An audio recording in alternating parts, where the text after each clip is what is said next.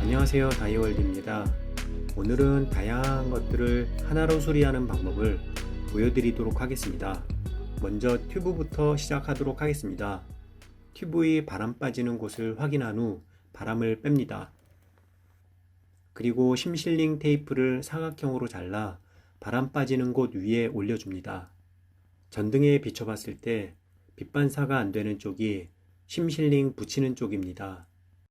A4지를 심실링 위에 다시 올리고 미니 다리미 인두기로 눌러줍니다.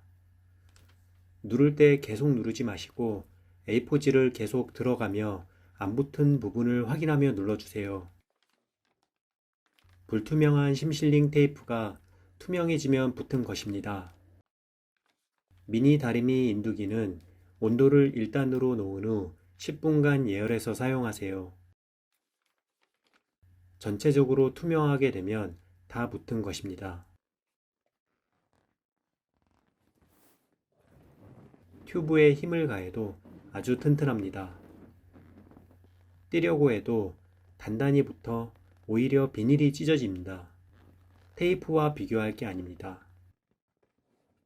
튜브나 비치볼 다 됩니다. 다음은 비옷입니다.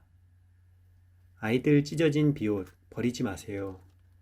감쪽 깎고 원래처럼 튼튼해집니다. 당연히 성인 비옷 심실링 보수도 가능합니다.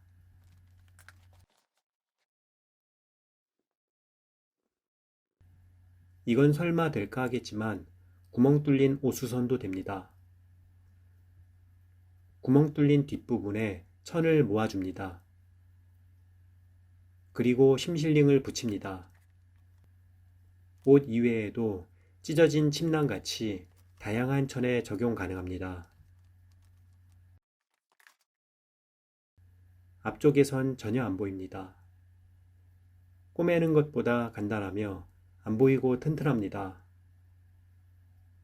다음은 에어매트입니다. 에어매트의 비닐로 된 부분이면 가능합니다.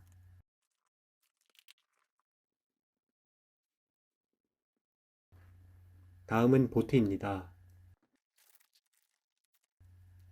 아이들 에어풀장도 동일하게 시공해 주시면 됩니다.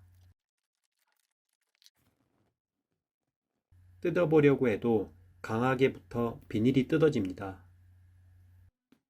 텐트 심실링도 당연히 가능합니다. 이상으로 심실링을 이용한 다양한 활용에 대해서 알아보았습니다. 도움이 되셨다면 좋아요, 구독 부탁드리겠습니다. 감사합니다.